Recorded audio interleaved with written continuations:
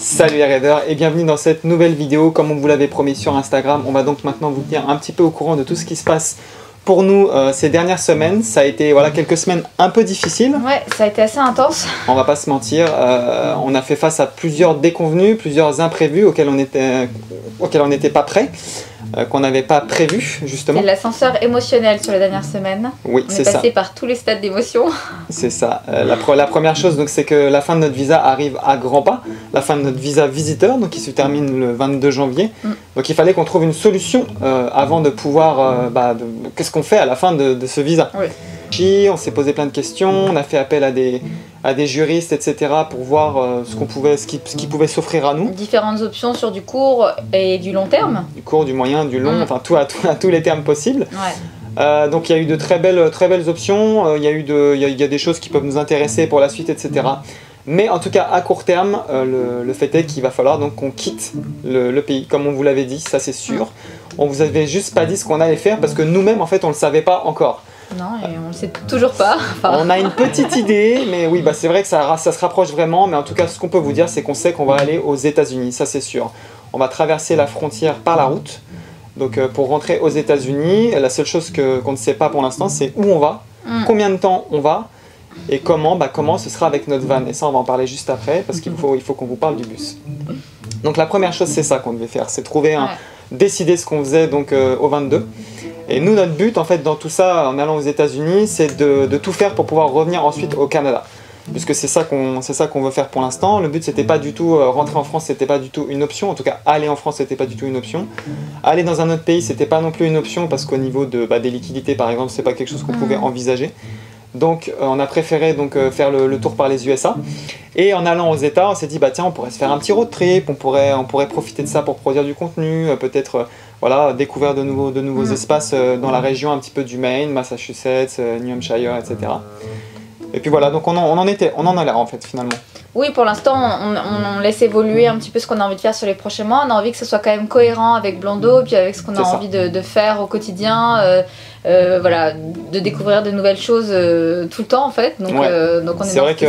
Après, c'est vrai qu'on est dans un contexte hivernal, dans un van qui est quand même pas équipé pour vivre dedans l'hiver. On peut dire que notre van il a quand même bien vécu. Oui. Et on a fait beaucoup de voyages avec lui hors saison, plutôt en automne, etc. Quand on était allé à Terre-Neuve, on avait eu quand même pas mal froid. Ouais. C'est vrai qu'on s'était dit plus jamais dans des saisons froides on reprend le van. Donc là on se retrouve un petit peu dans une situation où il faut que potentiellement on voyage dans ce van là et qu'on dorme dedans, parce que forcément au niveau du budget on est quand même assez limité. En même temps, on va essayer de voir si on peut peut-être trouver des lieux où rester un peu plus longtemps pour pouvoir trouver des logements, des hébergements. Voilà, l'idée ça va être de trouver des solutions pour de faire le moins possible de nuit dans le van, c'est-à-dire essayer de trouver des logements, des hébergements avec des échanges, etc. On ne sait pas encore trop comment on va se démerder, mais en tout cas c'est un peu ça l'idée pour pouvoir ne pas non plus mourir de froid comme on dit. non, mais en gros c'est un peu ça l'idée. Et la deuxième chose en fait, pourquoi on part avec le van, donc ça c'est un peu la première problématique qu'on a rencontrée ces dernières semaines. Pourquoi on part avec le van, c'est parce que le bus n'est pas prêt du tout. Bon, ça vous étiez au courant parce que vous saviez qu'il était en réparation depuis un petit moment, donc on n'a pas eu le temps de l'aménager en 2 semaines, c'est sûr. Ça c'est pareil, on a été vraiment freiné, non l'aménager ça c'est sûr, mais il aurait pu être prêt à rouler. Mais bon, il n'est pas isolé, donc non, il n'est pas isolé. Il n'est pas isolé, c'est vrai. Mais en tout cas, voilà, le fait est qu'il était en réparation. On a eu énormément d'imprévus sur le bus. Pareil, ça a été assez la croix et la bannière. Ouais. Parce qu'on est passé de garage en garage, il se renvoyait la balle, etc. C'était compliqué, la carrosserie, etc. Le fait est qu'aujourd'hui, le bus, il est encore au garage. Toujours des petits soucis mécaniques. Toujours des petits soucis mécaniques qui se rajoutent au fur et à mesure d'un garage à l'autre. C'est assez ennuyeux parce qu'au final c'était pas prévu. C'est des choses on avait une marge de manœuvre pour faire des réparations dessus, mais pas autant, et c'est aussi ça qui nous met un petit peu dans la panade, comme on dit, parce que les liquidités qui passent dans les aménagements, enfin dans les réparations, c'est même pas les aménagements, dans les réparations du bus, c'est de l'argent qu'on a en moins pour le passage de frontière, parce que pour ceux qui ne le savent pas, quand on passe la frontière terrestre entre les États-Unis et le Canada, il faut prétendre à avoir quand même pouvoir justifier plusieurs mois d'autonomie, en tout cas en tant que financière. visiteur sur le territoire, que ce soit au Canada ou aux États-Unis. Donc tout cet argent qui passe dans les réparations, c'est de l'argent en moins que nous pour témoigner de notre bonne foi sur le fait qu'on est capable de s'assumer sur les territoires des États-Unis et du Canada. Donc c'est aussi tout ça qui nous met un petit peu dans une difficulté. Donc en fait, plus les étapes avançaient, plus les jours et les semaines avançaient, depuis début décembre à peu près, on accumule comme ça les murs. Et c'est comme si on rajoutait, on talochait un étage de plus à notre mur, qui devenait extrêmement haut, très haut, extrêmement épais, extrêmement solide. Mais en même temps, plus il grossissait et plus on comprenait en fait que c'était pour nous une vraie belle épreuve, parce qu'on fait face en fait à nos responsabilités, mais aussi on fait face à nos difficultés pour la suite en fait. C'est-à-dire qu'on est vraiment, comme on vous le dit depuis plusieurs semaines, depuis plusieurs mois maintenant, même depuis 1 an, on est vraiment dans une transition, nous deux, chacun de notre côté et ensemble avec Blondo, et on doit passer par là en fait, tout simplement, parce que c'est toujours dans le creux de la vague qu'on a, évidemment que c'est le plus compliqué. Le mur, c'est en bas que le mur est forcément le plus haut. Si vous êtes des étages au-dessus, le mur paraîtra plus bas. Mais là, on est vraiment au pied de ce gros mur et il faut qu'on passe au-dessus. Donc c'est vrai que c'est le plus difficile qu'on aura eu à surmonter jusque-là. Oui. Mais on va y arriver vraiment. On est vraiment toujours dans un état d'esprit d'être positif toujours. De rester confiant quoi qu'il arrive, de se dire que de toute façon ce qui arrive c'est pas par hasard, donc il faut arriver à comprendre les enseignements et les messages qui sont c'est ça. Inhérents à ces situations. C'est des choses dont c'est vrai qu'on là depuis plusieurs semaines on vous promet des contenus, etc., des choses qui sont filmées, qu'on essaye de produire, qu'on essaye de vous faire. Malheureusement on a eu les problèmes du stabilisateur, maintenant il y a les problèmes d'ordi dont on va vous parler juste après. Donc en fait c'était encore un autre souci mécanique. on a du contenu en attente qu'on peut pas vous proposer, mais c'est comme si en fait l'univers nous imposait en fait de ne pas produire comme ça, de rester dans un espèce de cycle de production qui nous empêche en fait de voir les difficultés qui inhérentes à notre situation qui approchait. Et en fait de pas faire tout ça, ça nous a permis de peut-être y faire face plus facilement, entre guillemets, en tout cas d'avoir plus de temps pour y faire face, et surtout de comprendre qu'il fallait peut-être qu'on développe d'autres choses en plus, en parallèle, pour stabiliser en fait notre moving life qui est certes belle, enrichissante, épanouissante, etc.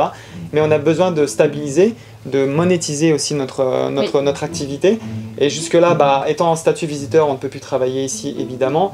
Donc notre travail digital n'est pas encore assez abouti pour nous faire vivre.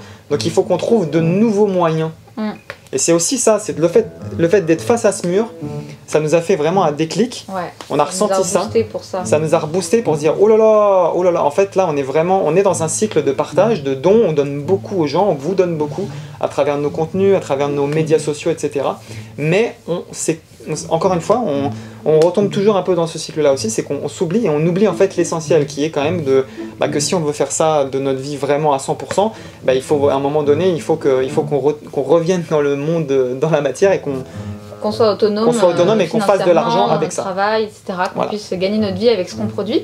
Et donc l'idée c'est de trouver le temps de trouver des idées, parce que les idées, on peut avoir plein d'idées, il faut juste pouvoir les concrétiser. C'est ça, ce que je veux dire, c'est que les idées on en a. Il faut pouvoir les concrétiser et se poser pour monter ce genre de projet, tout ce qu'on aimerait développer par la suite. Ouais. Et le fait que ton ordinateur ait décidé de nous lâcher... Oui, parce qu'à partir du moment où j'ai fait cette vidéo, vraiment... je l'ai vraiment partagé avec le cœur, où je vous parlais de ma reconversion, ça m'a fait aussi un déclic moi aussi par rapport à ce que je voulais vous partager, peut-être d'autres choses. Et quelques jours après, mon ordi a planté. Donc c'est comme si ça me disait, attends, t'es en train de développer une pensée, t'es en train de développer quelque chose d'intéressant, mais si tu te remets dans ton cycle de travail hebdomadaire où tu fais tout le temps la même chose, entre guillemets, tu vas oublier en fait cette petite étincelle qui est en train de, cette petite flamme qui est en train de prendre un peu comme le feu juste derrière nous. C'est un peu ça, c'est une belle image. Et c'est concentre-toi là-dessus, concentrez-vous sur ça en fait, sur les petites flammes que vous avez devant vous, essayez de les attiser et après vous reprendrez votre cycle, mais d'une façon plus cohérente. Donc voilà, on a fait face comme ça, voilà. Donc on a eu le visa évidemment, donc ça c'est inhérent à notre situation. Le visa on savait qu'il se terminait, mais on n'avait pas idée que ça se terminerait aussitôt. On a vraiment appris ça début décembre. Ensuite, on a eu la problématique du bus qui se soldait pas, c'était toujours, ça rajoutait des petits problèmes. C'était comme si on repoussait aussi le projet bus comme si l'univers nous le repoussait pour qu'on se concentre encore une fois sur ça. Et l'ordinateur, ça a été après la batterie, ça a été le coup final qui nous a fait comprendre en fait tout ça. Donc encore une fois, il faut vraiment faire preuve, justement, pour être libre, il faut faire preuve de créativité. C'est vrai, mais il faut aussi faire preuve de résilience parce que c'est important d'arriver à trouver le positif dans tout ce qui vous arrive, même si à première vue c'est extrêmement négatif. En fait, ça peut être très, très négatif, mais quelque part c'est que du matériel. C'est vrai que c'est de l'argent, c'est des contraintes à ce niveau-là parce qu'on n'en a pas beaucoup et du coup c'est compliqué pour nous. Ça. Mais on sait qu'au-delà de ça, on est quand même en bonne santé et on est quand même heureux, donc on relativise. On relativise vis-à-vis de tout ça. Il y a forcément des moments où on est plus down et puis on commence à se décourager et se dire qu'est-ce qu'on fait. Enfin voilà, c'est des moments de doute, mais quoi qu'il arrive, on retrouve toujours. On reste fort, le partage, le fait d'en discuter ensemble, ça nous aide beaucoup pour pouvoir remonter la vague et puis se dire ok, on va trouver des solutions, on a des idées, on n'est pas on n'est pas à la rue non plus, on a des amis, on a des gens qui nous soutiennent, on a une famille, etc. qui nous soutiennent, donc ça nous aide énormément pour pouvoir justement trouver des idées, des solutions et puis se dire que voilà. Pour réaliser les idées. Qu'après on va trouver des moyens de faire rentrer de l'argent et pouvoir continuer à développer tout ce qu'on fait. C'est ça, et puis surtout je pense que ça nous a, je trouve que l'avenir est plutôt lumineux, enfin en tout cas nous en ce qui nous concerne, malgré la difficulté à laquelle on doit faire face là et dans les prochains jours et la semaine prochaine où on doit quitter, on n'a aucune certitude sur le fait qu'on puisse passer la frontière même, donc on est quand même face à quelque chose qui, waouh, c'est intense, ça se trouve, voilà. Mais nous on part du principe que ça va le faire, et du coup moi je vois quelque chose de beau dans ce qui va se passer peut-être aux États, on sait pas encore vraiment ce qu'on va faire, ça se trouve on va pas du tout faire de road trip, on va se poser quelque part et on va travailler pour développer nos projets, peut-être ça va être aussi, ça va peut-être être ça en fait qu'on va faire, et surtout je pense que ce qu'il faut avoir conscience, ce dont il faut prendre conscience, c'est que quand on ouvre une voie, c'est-à-dire quand on prend un chemin qui est déjà tracé, un sentier balisé, oui c'est l'aventure, mais il est déjà tracé, c'est déjà safe, vous êtes sécure. Mais si vous ouvrez votre propre voie, si vous tracez vous-même votre chemin, oui, vous vous exposez, comme je disais, aux griffures, aux blessures, aux coups de branches, aux bûches qui sont par terre pour tomber, etc. Donc forcément, il y a des obstacles, forcément c'est difficile. Ouvrir une voie, c'est ça, hein, c'est compliqué. Donc à partir de là, il faut comprendre que ces embûches, vous les aurez quoi qu'il arrive. Et si vous les avez, c'est que c'est bon signe, ça veut dire que vous êtes sur un chemin qui est le vôtre en tout cas. Si vous avez rien, si vous avez aucun souci, c'est que vous prenez pas de risque, c'est qu'il n'y a pas de mise en porte-à-faux, c'est qu'il n'y a pas de sortie de la zone de confort comme les mots qui reviennent le plus souvent. Mais c'est ça, il faut aller là-dedans. Donc ça je pense que c'est intéressant aussi à... Et là même en parlant, je trouve que c'est toujours pareil, c'est que dès qu'on en parle en fait, on prend conscience en fait de tout ça, de la situation dans sa globalité, parce que si vous faites un focus sur un problème, un autre petit problème, là forcément vous broyez du noir parce que c'est que le problème. Mais si vous prenez la situation dans sa globalité, comme disait Nadia, c'est que du matériel finalement, c'est que de l'argent, c'est des énergies qui sont pas forcément très intéressantes. On doit vivre avec évidemment, on doit les laisser passer en nous, on doit pouvoir faire de l'argent évidemment pour évoluer dans ce monde, mais c'est pas quelque chose qui est primordial. Et qui... voilà. Oui, c'est ça. Donc voilà, c'était en fait... c'est une période qui est compliquée, c'était la fin de l'année, il s'est passé beaucoup de choses, beaucoup de nettoyage, même au niveau de la planète, on sent qu'en ce moment ça remue beaucoup... Voilà, t'en as bien parlé dans ton dernier post, et on sent que voilà, il faut pas se laisser chavirer par tout ce qui se passe. Il faut rester fort, il faut rester ancré, il faut rester aligné avec ce qu'on a envie de faire et de croire en ses rêves un maximum. Et ouf, ne fais pas la bûche. Ne pas se laisser déstabiliser. Le feu valide. Faut pas se laisser déstabiliser. Oh, c'est beau. Hey. Donc voilà, faut rester bien ancré, bien solide, et même si le vent souffle, on ne déracinera pas. Non, c'est ça. C'est ça. Et là, vous le voyez, en plus, là, actuellement, on fait face à une pluie verglaçante. On est sur une tempête de pluie verglaçante, donc c'est quelque chose d'assez intense aussi. Ça, c'est pareil, ça nous bloque ici, entre guillemets. On a des choses à régler, on a des choses à faire. Mais on est là, il faut qu'on soit dans notre bulle, entre guillemets, pour travailler. Et ça, c'est quelque chose dont on voulait vous parler aussi, je rebondis sur ce que tu disais. C'est que par rapport à la publication que j'ai mise, c'est que là, du coup, pendant quelques semaines, on va pas se mentir, moi j'ai plus d'ordinateur, le contenu, je vais pas pouvoir le produire, donc il y aura pas de vidéo sur la chaîne YouTube pendant, je pense, au moins un mois. On est vraiment désolé par avance pour les gens qui sont attachés à nos contenus, etc. Sachez toutefois qu'on va être hyper actif sur Instagram, c'est quelque chose qu'on a prévu, du coup on va rebasculer sur Instagram quelques temps, Donc on va vous proposer pas mal de contenu en story, etc. pour vous faire vivre un peu toutes ces aventures. Évidemment, on va capter tout ça pour que ce soit mis ensuite sur YouTube, pour vous repartager tout ça sur YouTube. Mais sachez voilà, que pendant plusieurs semaines, il n'y aura rien sur YouTube. Petit message aussi par rapport aux tipeurs. Si vous êtes dans la Blondeau Family, sachez qu'on va vous contacter aussi très rapidement dans les prochaines semaines pour échanger avec vous par rapport à ce qu'on s'était dit concernant l'échange par rapport au nouveau contenu qu'on va produire, parce que là du coup il y a beaucoup de choses qui s'en viennent et on va avoir besoin de discuter avec vous. Si jamais vous voulez nous soutenir dans cette aventure et participer à tout ça, c'est simple, il suffit de nous faire un don sur Tipeee, ça commence à partir d'1 € et à partir de là vous faites partie de la famille et vous participerez à nos échanges. Je pense qu'on va les faire sur Tipeee pour l'instant avant de pouvoir développer la plateforme sur le site web. Donc on va mettre des publications en privé sur Tipeee qui seront accessibles uniquement par les tipeurs, donc ça c'est cool. Donc voilà les amis, je pense que c'est la dernière vidéo avant quelques semaines. On espère que ça vous a plu d'en apprendre un peu plus sur nous et sur notre situation actuelle. Si vraiment vous voulez suivre tout ça, rejoignez-nous sur Instagram ou sur Facebook si vous n'avez pas Insta. Sur Facebook on est un peu moins productif, mais vous y verrez quand même beaucoup de choses. Et voilà. Croisez les doigts pour nous. Croisez les doigts pour nous pour qu'on puisse passer la frontière. Envoyez-nous, mettez-nous des cœurs, mettez-nous des belles images, des belles énergies dans les commentaires. Si vous voulez nous aider, n'hésitez pas à faire ça.